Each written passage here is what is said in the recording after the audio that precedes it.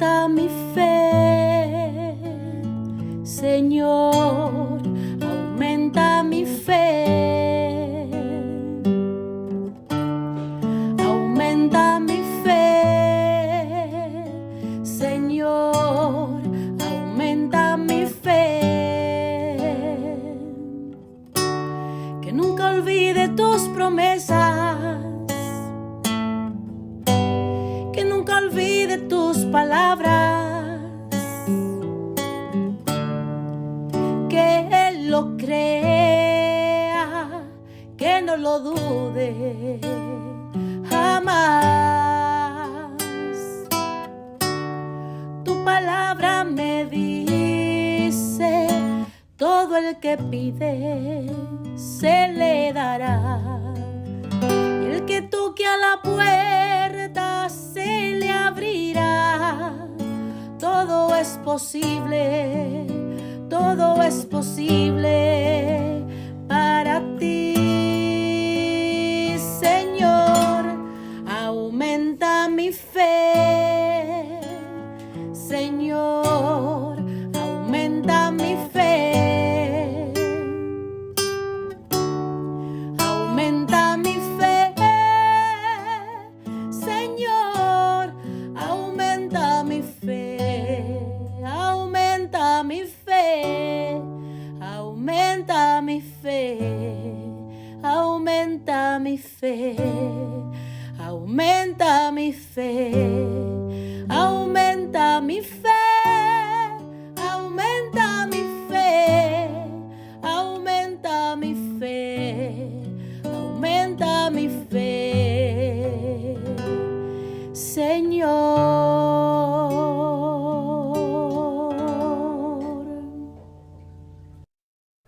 Y bendiciones a los raros clientes que escuchan Jesús y María Radio, que están sedientos de la palabra de Dios.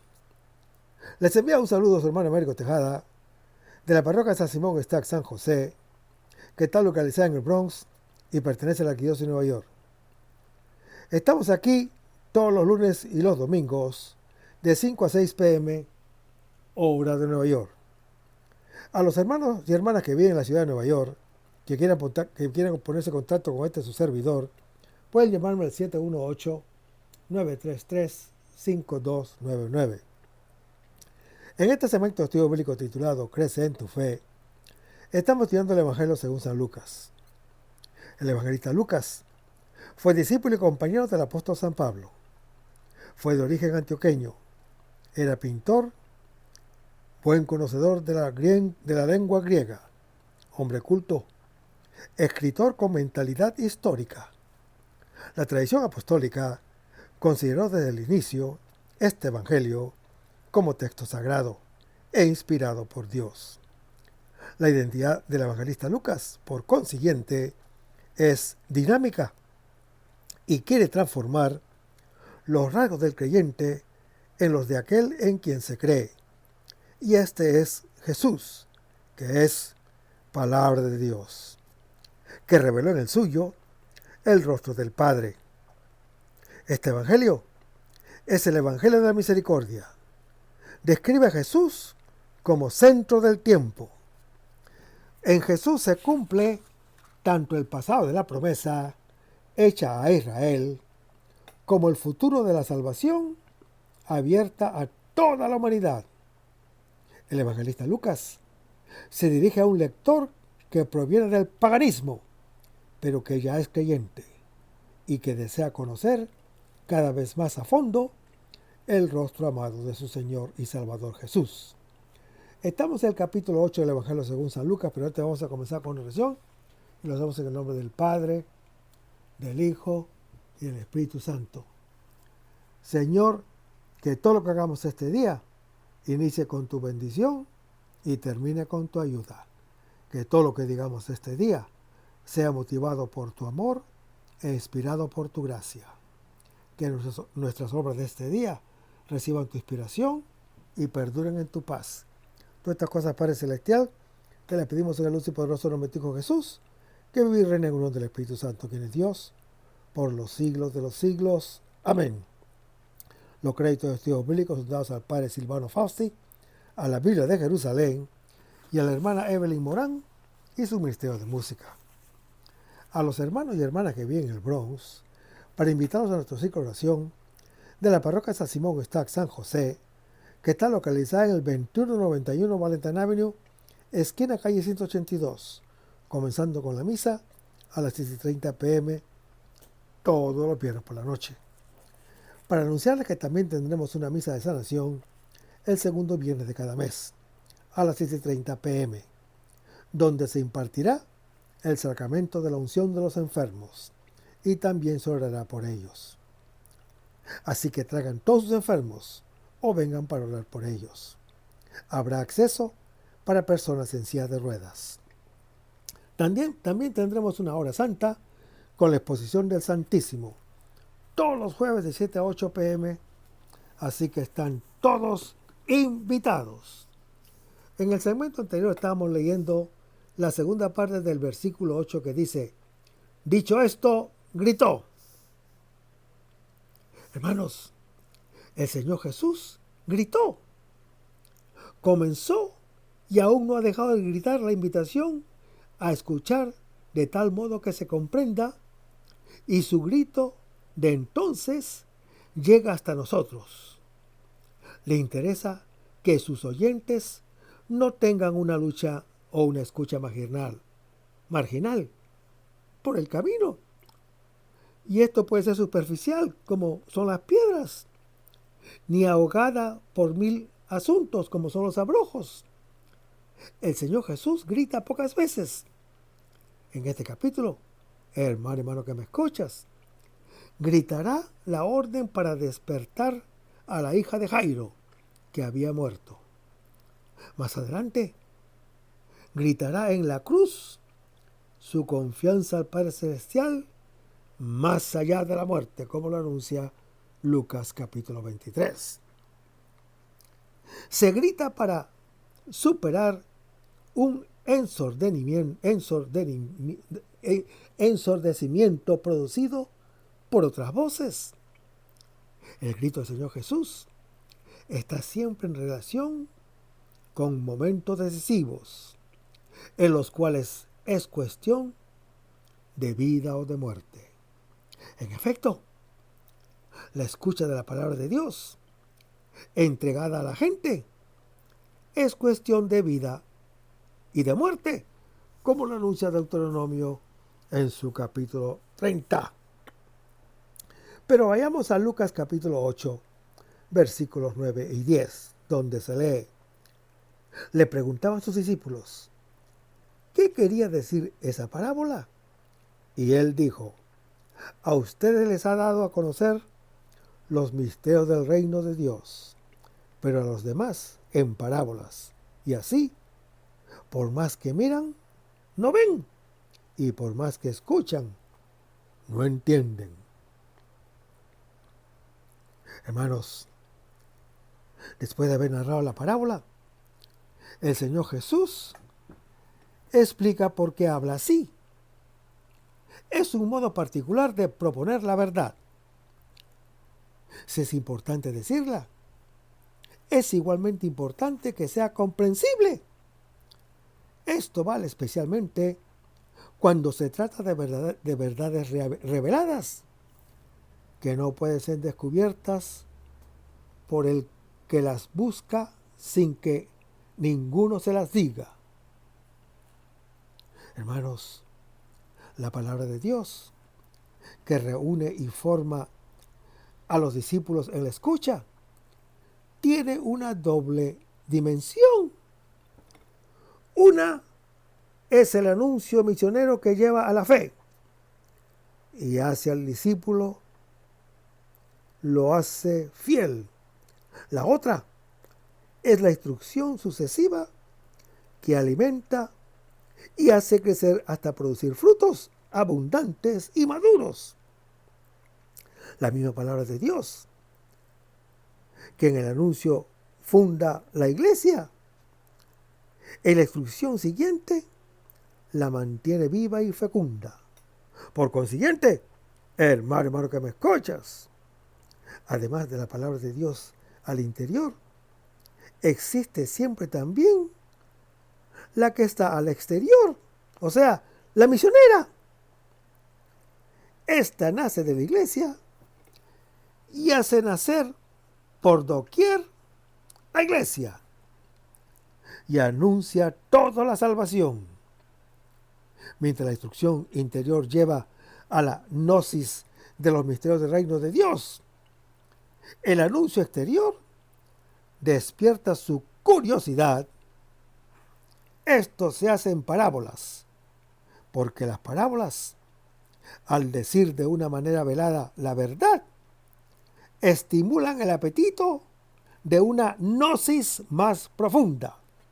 De hecho, hermano que me escuchas, la parábola presenta un relato breve de experiencias conocidas, cargadas emotivamente de alusiones misteriosas y de experiencias desconocidas. Al hablar de otra cosa, habla del otro y estimula el deseo de conocerlo. El lenguaje parabólico en sí es típico de la comunicación de experiencias religiosas. Dice sin decir y hace sin ver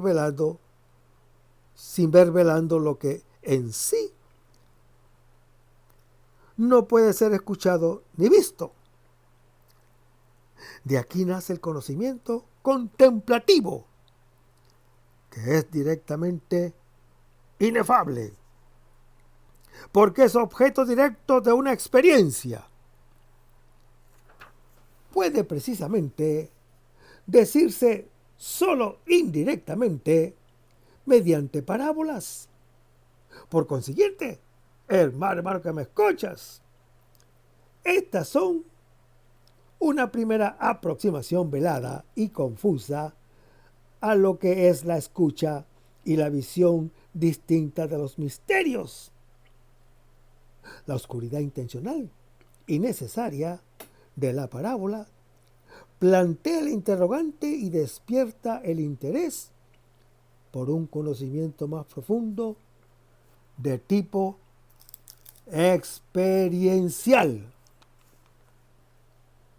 Y el versículo 9 se lee: le preguntaban sus discípulos. Hermanos, los discípulos preguntan. Es importante, porque sin pregunta no hay respuesta. Y es importante preguntar de una manera correcta.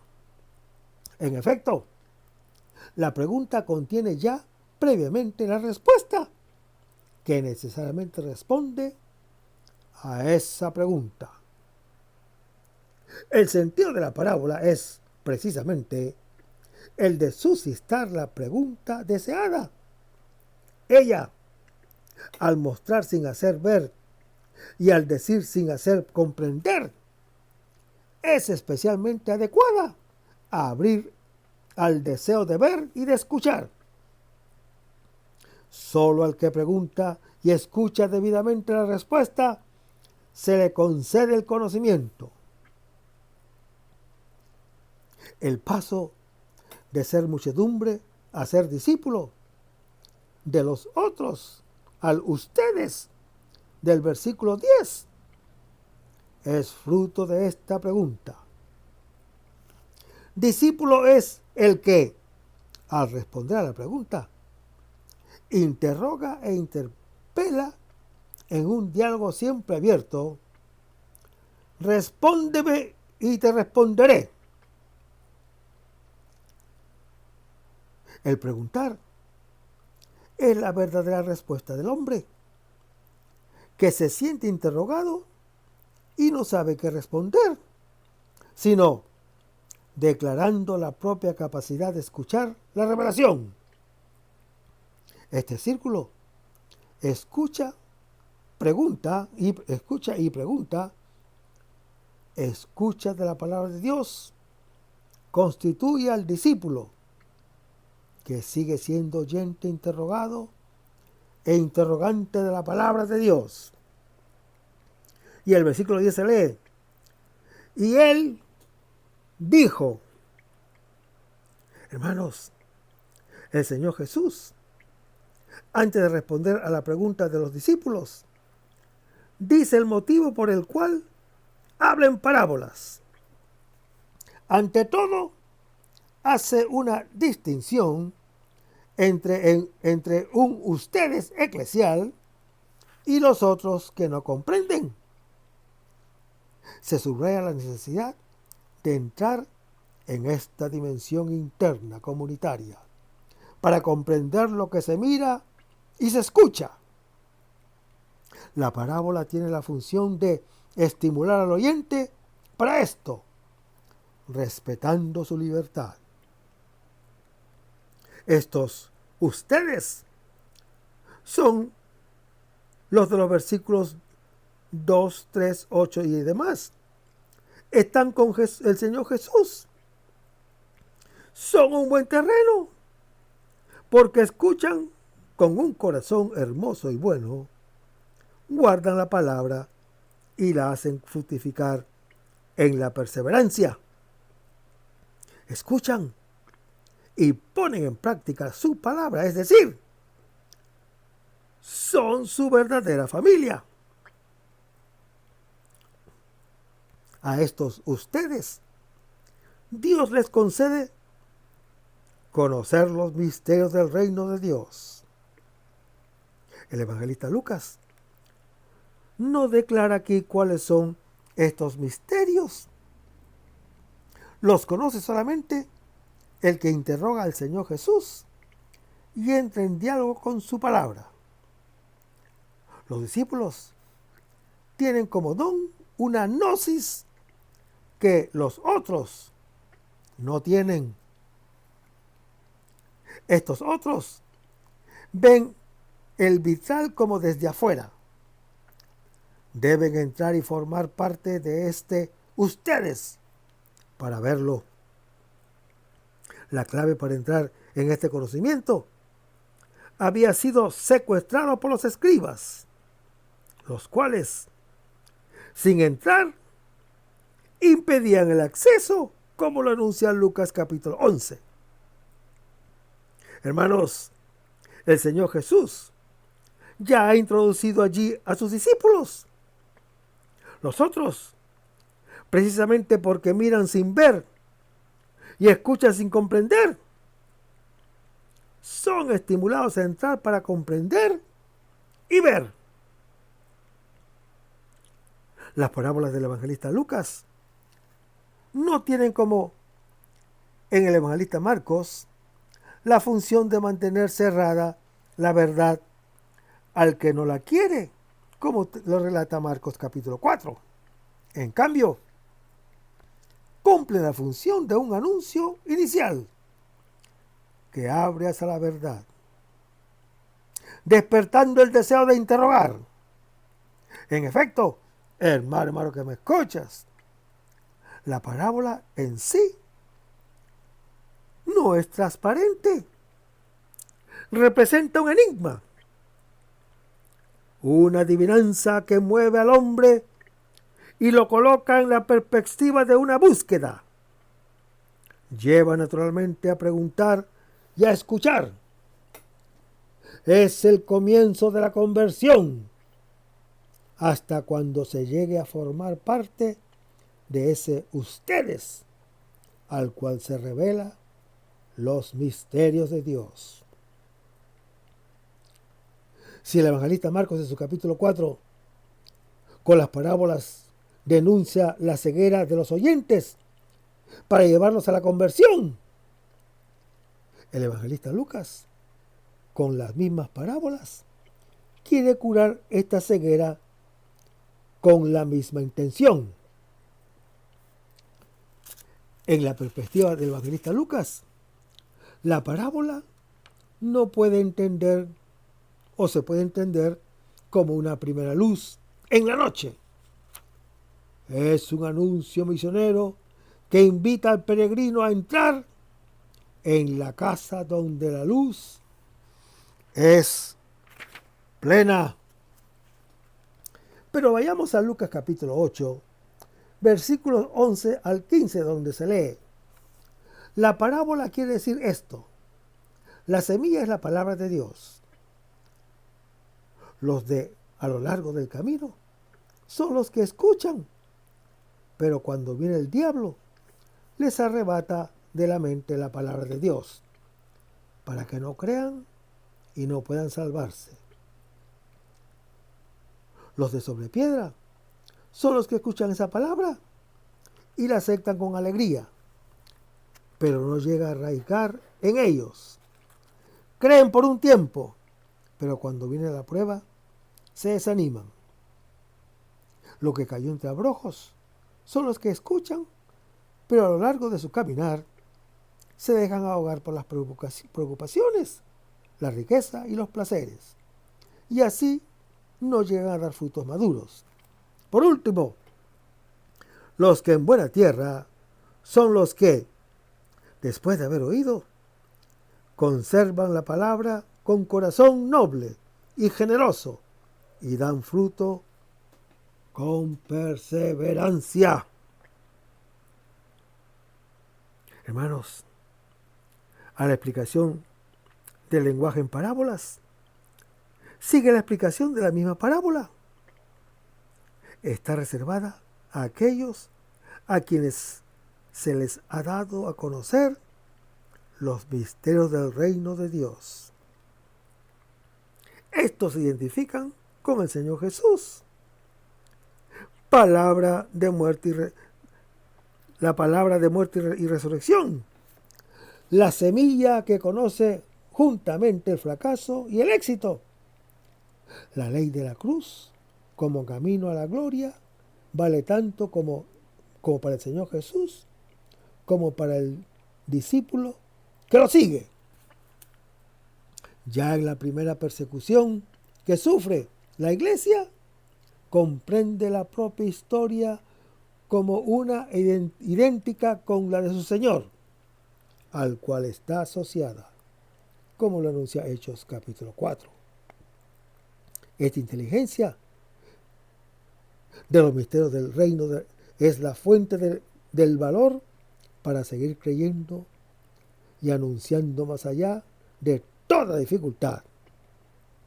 Estos misterios, hermano que me escuchas, se declaran veladamente a través del destino de la palabra de Dios que encuentra, que es el mismo del grano. Si no muere, no produce fruto, como lo anuncia Juan capítulo 12. Esta interpretación de la parábola narra la historia teológica del anuncio misionero y tiene una doble intención. Por una parte, la comunidad comprende sus fracasos a la luz de la muerte y resurrección sin desalentarse. Por otra parte, como la palabra de Dios es necesariamente eficaz, la iglesia puede verificar por los frutos la calidad de la escucha. En efecto, si la palabra de Dios es la semilla, el hombre que escucha es el terreno que acoge.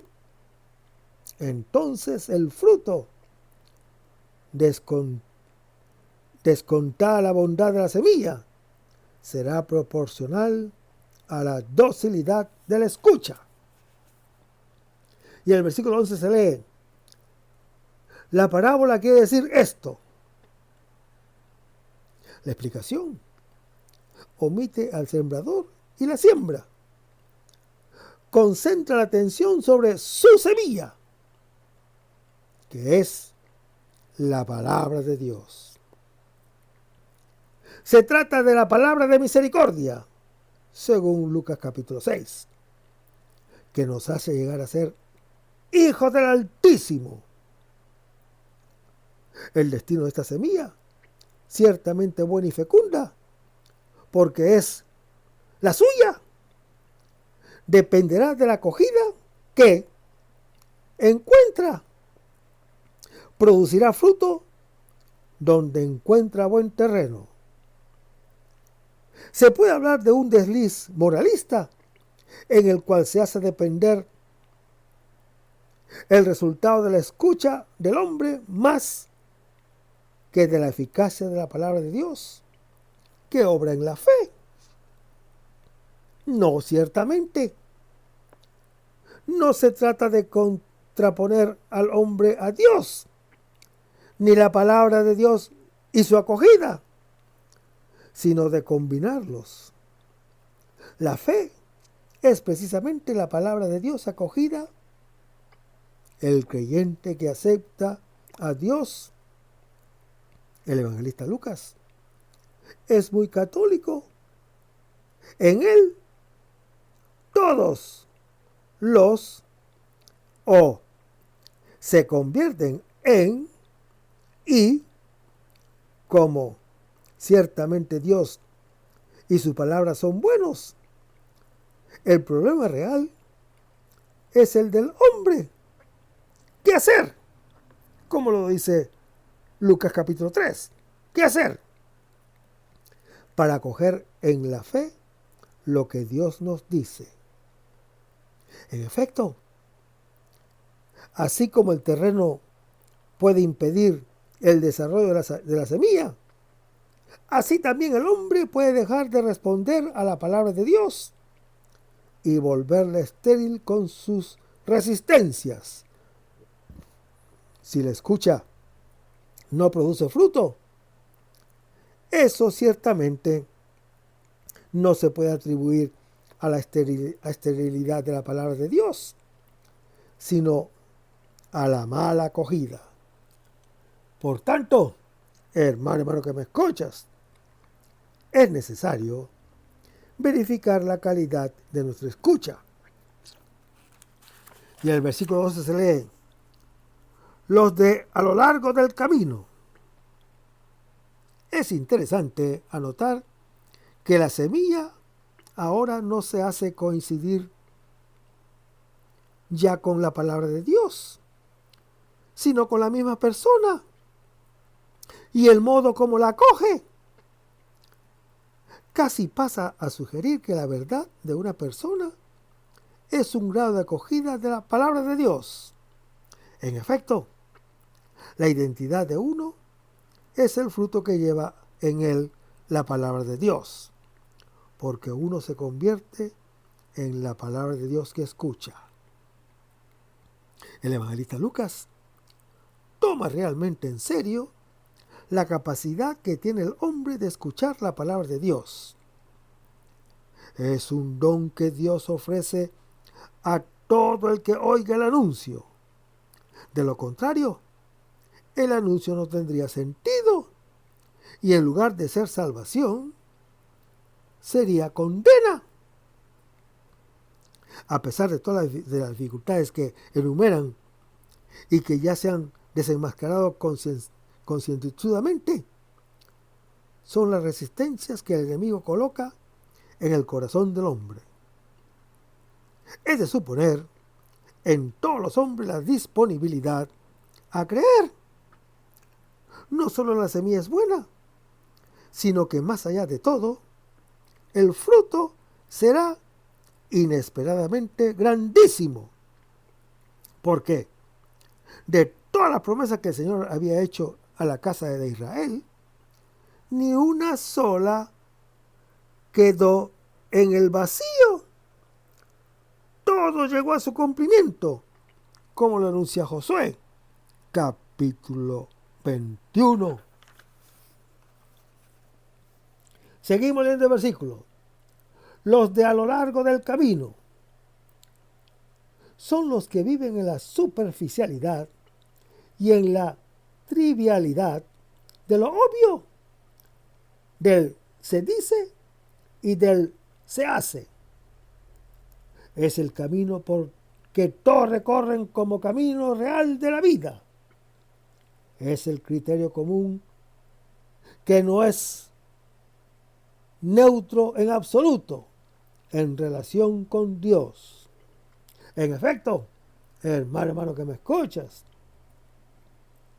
no son mis pensamientos sus pensamientos, ni sus caminos son mis caminos, lo anuncia el profeta Isaías en su capítulo 55. Por este camino vuela continuamente el principio del aire, como lo anuncia Efesios capítulo 2, en cuyas manos está colocado todo poder y que tiene su hora precisamente en ese momento de pasión en el cual se acoge la palabra de Dios para cumplir su voluntad, como lo anuncia Lucas capítulo 22.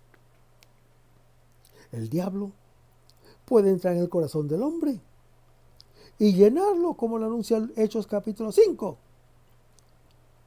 No mata la palabra de Dios, pero puede arrebatársela a quien la ha cogido y ocupar el puesto que ella ha dejado libre. Con sus diálogos de incredulidad, para robarla, se sirve del río siempre ruidoso y ensordecedor de las palabras del hombre, que nacen de sus certezas y miedos. La verdadera función del diablo en el evangelista Lucas es la de apartar de la escucha de la fe. Intentó hacerlo incluso con el Señor Jesús en el desierto, según lo anuncia Lucas capítulo 4. Su intención es eliminar la palabra de Dios que lleva a la fe y, por consiguiente, a la salvación, como lo anuncia Lucas capítulo 7. Aquí se subraya solamente la acción del diablo, que el Señor lo reprenda donde esté, comparado con los pájaros. Se calla la acción de los hombres que la pisan al pasar por el camino. Este es el modo más común como el enemigo actúa, usando el pensamiento del hombre que, por su naturaleza, es movido por el interés y por la desconfianza. Esa desconfianza ya en sí es diabólica. Aparta de la fe en Dios, centrando en sí, por desconfianza, toda confianza. Esta primera categoría de hombres ni siquiera acogen la palabra de Dios, a diferencia de las sucesivas. Acoger la palabra de Dios significa el ingreso en la fe, como lo anuncia Hechos, capítulo 8. Y el versículo 13 se lee: los de sobre piedra, los que han escuchado, reciben con alegría, pero no tienen raíz.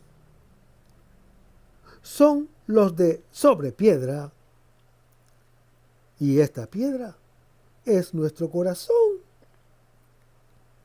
Solo el Espíritu Santo lo puede cambiar en un corazón de carne, capaz de vivir y responder a las pulsiones del Espíritu Santo, que es vida, como lo anuncia el profeta Ezequiel en su capítulo 36.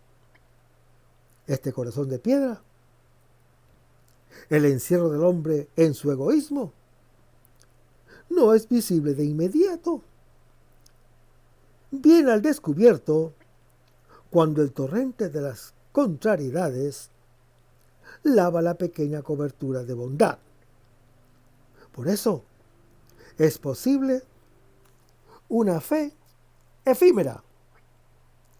Creen por algún tiempo, pero a la hora de la prueba desisten. No es que el evangelista Lucas exponga una hipótesis teórica. El riesgo constante al que está expuesta la comunidad es el de caer en la prueba. Por eso se deberá pedir al Espíritu Santo y orar con insistencia. La permanencia de la fe en la venida del Hijo del Hombre está realmente ligada a la oración incesante para obtener el don del Espíritu Santo. La prueba del evangelista Lucas no es tanto la tribulación final, cuando su realidad histórica, la cruz cotidiana del que lo sigue,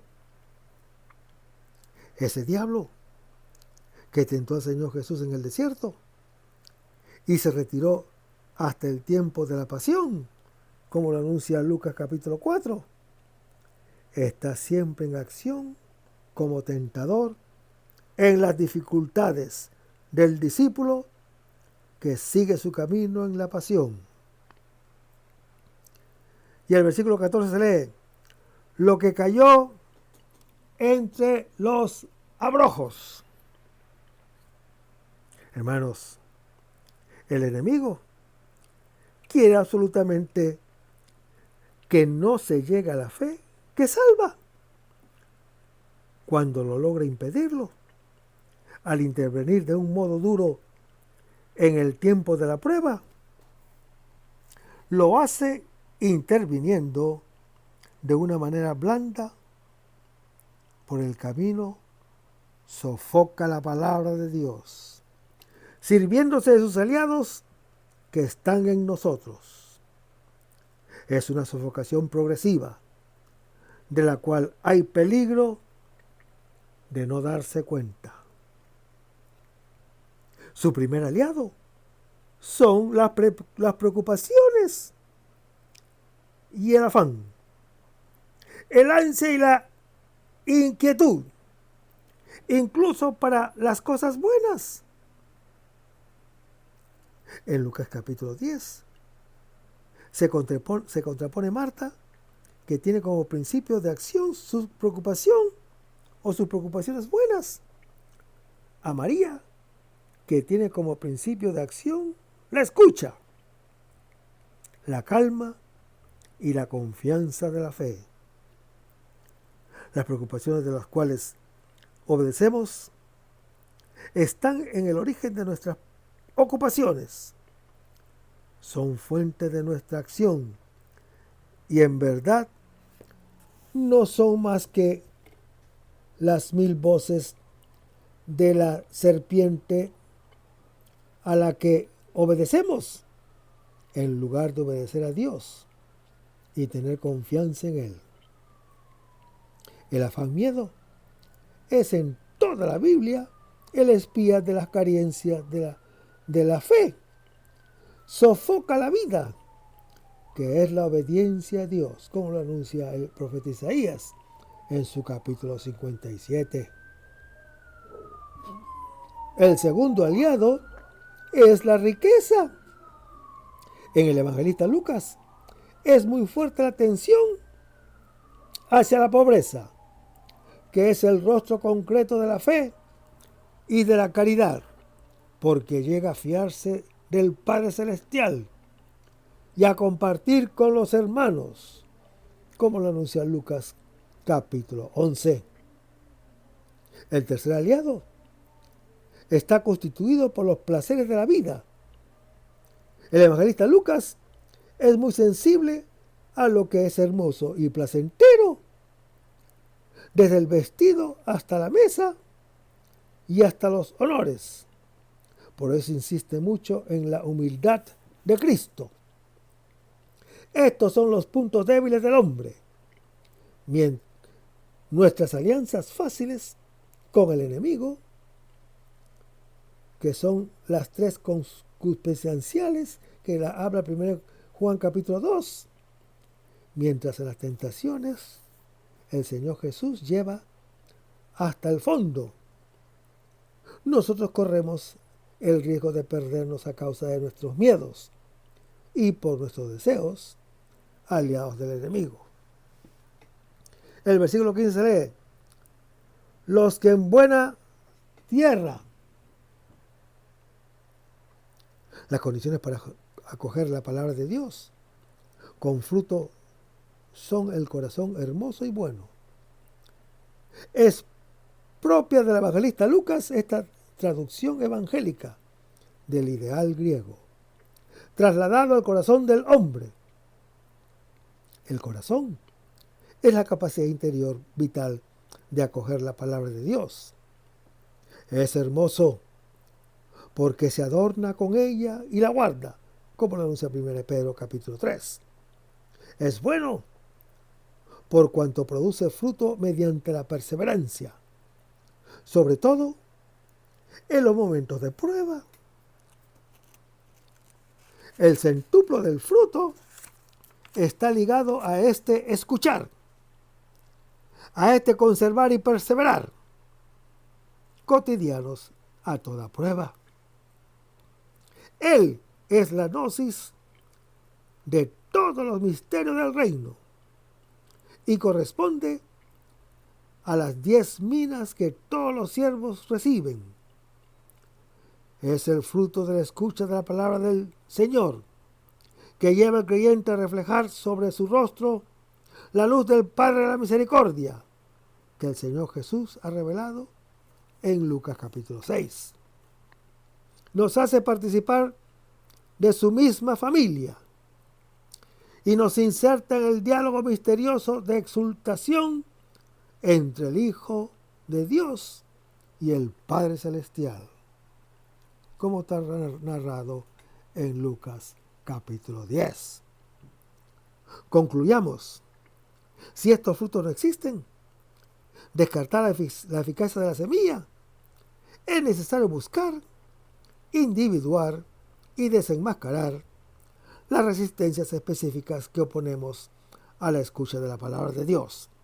Además, hermano que me escuchas, a pesar de las dificultades y los fracasos, uno se puede comprometer con confianza en el anuncio de la palabra de Dios, porque ciertamente producirá mucho fruto. Es semilla de Dios. Él mismo garantiza su crecimiento, como lo anuncia el apóstol Pablo en su primera epístola a los Corintios, capítulo 3. Pero vayamos a Lucas capítulo 8, versículo 16 al 18, donde se lee: nadie enciende la lámpara y la tapa con una vasija, o la mete debajo de la cama, sino que la pone encima de la repisa, para que los que entren tengan luz. Pues nada hay oculto que no llegue a descubrirse, ni nada hay tan secreto que no llegue a saberse y no salga a la luz. Miren, pues, cómo oyen, porque al que tenga se les dará, y al que no tiene se le quitará aún lo que cree tener. Hermanos, en estos versículos se explica que las parábolas son una primera aproximación al anuncio misionero. Plantean el interrogante y son un estímulo para preguntar ulteriormente y así conocer los misterios del reino. En estos versículos se escriben las dificultades que la palabra de Dios encuentra y que les impiden producir frutos. Ahora se dice que la escucha de la palabra de Dios es una luz que enciende al discípulo para que ilumine a quienes todavía se hallan en las tinieblas. Él mismo tiene la tarea de ayudar a los otros a dar el paso de entrar en el círculo del ustedes, que es eclesial, del cual el Señor Jesús habla en versículos pasados. Es la conciencia misionera de la iglesia del evangelista Lucas. Ante la palabra de Dios, era una semilla, fuerza vital espontánea que recuerda la necesidad del buen terreno. Ahora ella es luz, necesidad natural de iluminar a los otros. El que realmente ha acogido la palabra de Dios es encendido por ella y la transmite a los otros. Estas palabras van dirigidas a todos los creyentes de todos los tiempos, para que con su testimonio efectivo puedan verificar si realmente han recogido la palabra de Dios, o acogido la palabra de Dios también se puede decir. La conciencia misionera en el evangelista Lucas aflora continuamente con una conexión estrecha entre la identidad del creyente y la importancia de su testimonio. En la medida en que uno acoge la palabra, es iluminado por ella y lleva luz a los otros. El carácter misionero de la iglesia es un hecho natural, así como lo es para la luz el iluminar. Si no ilumina, no es luz. Por cuanto es luz, está en condiciones de llevar a los otros a entrar en los misterios sagrados de Dios. Jesucristo, luz del mundo, según Juan capítulo 8, ha encendido su fuego en los discípulos y en los creyentes de todos los tiempos. Se encenderá hasta los últimos confines de la tierra. Y en el versículo 16 se lee: nadie enciende la lámpara. Hermanos, el Señor Jesús, luz de luz, es la luz del mundo, según Juan capítulo 8. El discípulo es la lámpara encendida para esa luz. Él vino a traer un fuego y desea que se encienda. Brillará en Pentecostés y será el amor recíproco de padre y hijo, entregado como un don a todos los creyentes de todos los tiempos que lo aceptan, como lo anuncia Lucas capítulo 10. Este fuego, hermano que me escuchas, está ligado estrechamente con el agua del bautismo, la muerte en la cual el Señor Jesús nos abre el misterio de su amor. El discípulo es la lámpara encendida en esta luz. Mediante la escucha y la obediencia ha llegado a la gnosis de los misterios. Él ya ha sido iluminado por el bautismo, aunque sea en un vaso de arcilla. Ya tiene ese tesoro y no se ha de ocultar.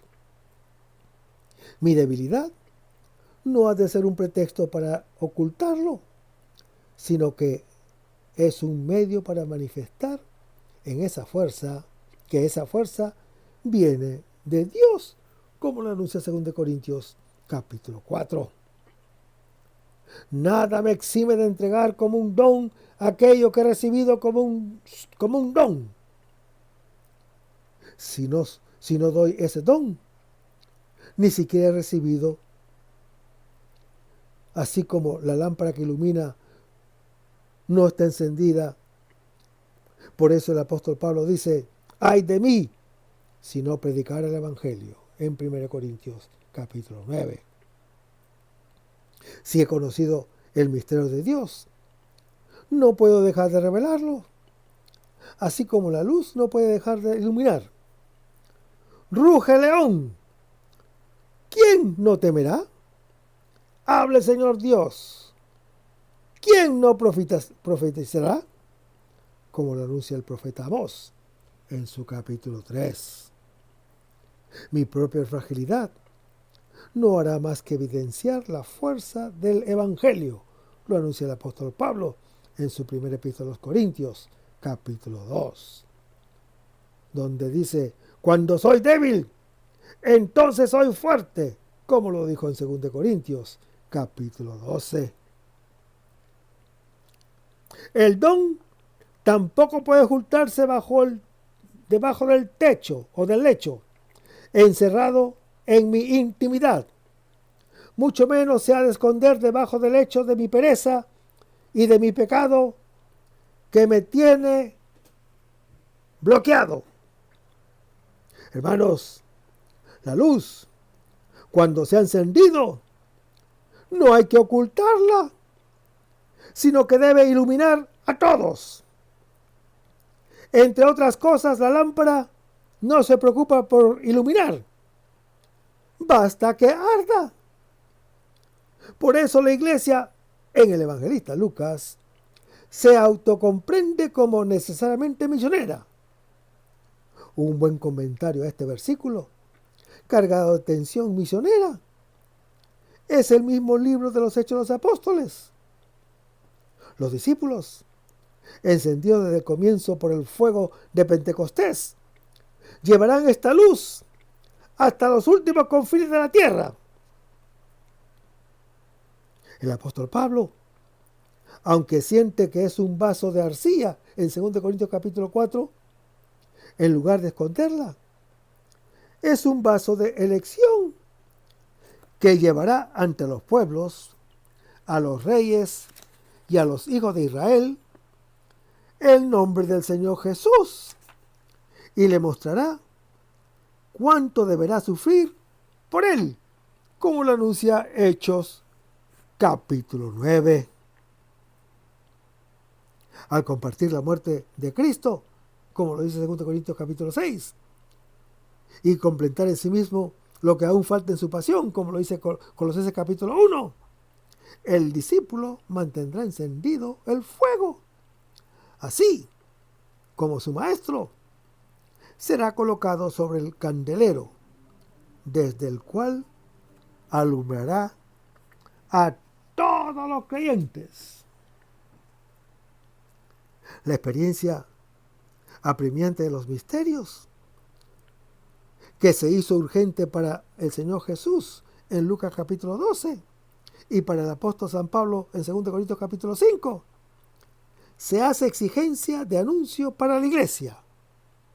Esto no es algo añadido, aunque sea natural, como la palabra para la boca. Es esencial como la luz al fuego. Si no hay luz, falta el fuego. Si la iglesia no se siente misionera, su escucha tampoco lo ha sido. Por eso siempre será necesario mirar cómo se escucha. La apostosilidad y la urgencia del testimonio es una característica del evangelista Lucas. Él es católico, universal, y tiene la preocupación de no excluir a ninguno. Precisamente por eso, concede el privilegio al excluido y al enemigo. Donde no existe este espíritu, no hay luz ni fuego. Todavía no ha habido una escucha fructífera.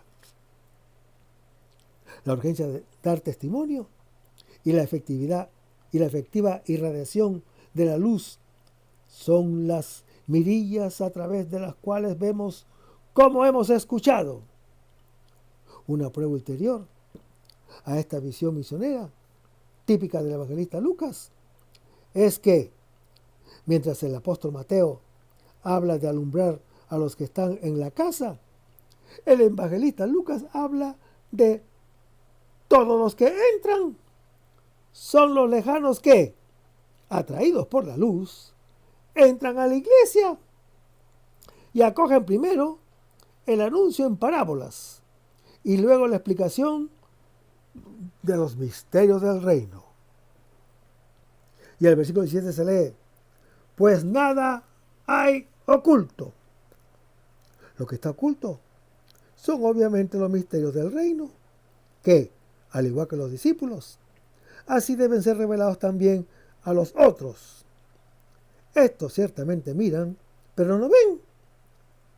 Escuchan, pero no entienden, porque poseen tan solo el primer anuncio en parábolas.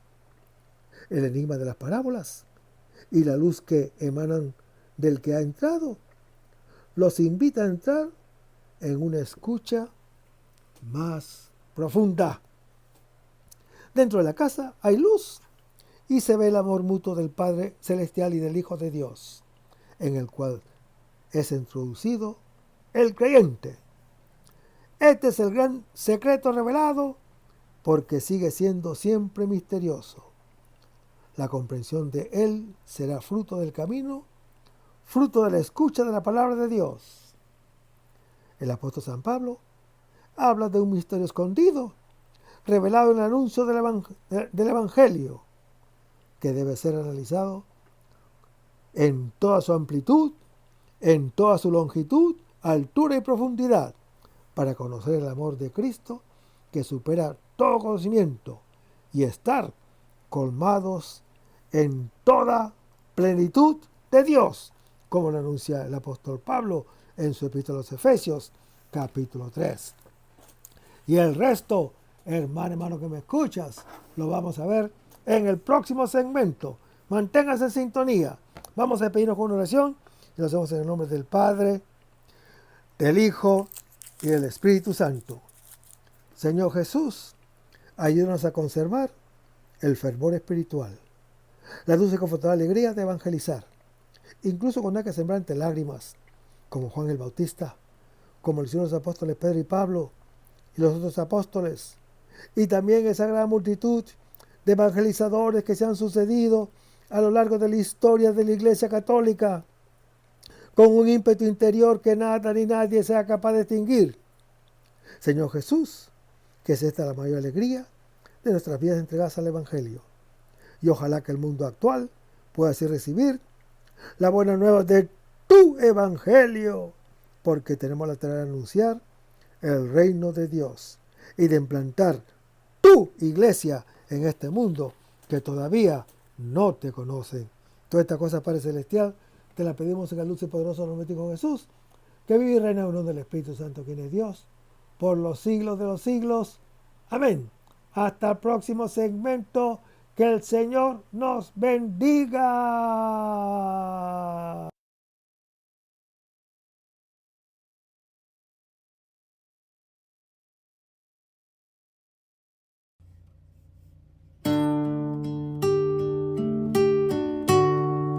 Aumenta mi fe, Señor, aumenta mi fe. Aumenta mi fe, Señor, aumenta mi fe. Que nunca olvide tus promesas, que nunca olvide tus palabras,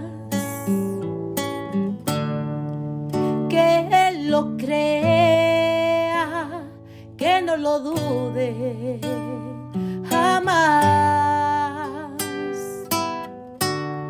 Tu palabra me dice, todo el que pide se le dará, y el que toque a la puerta se le abrirá. Todo es posible, todo es posible para ti, Señor. Aumenta mi fe, Señor, aumenta mi fe. Aumenta mi fe, Señor, aumenta mi fe.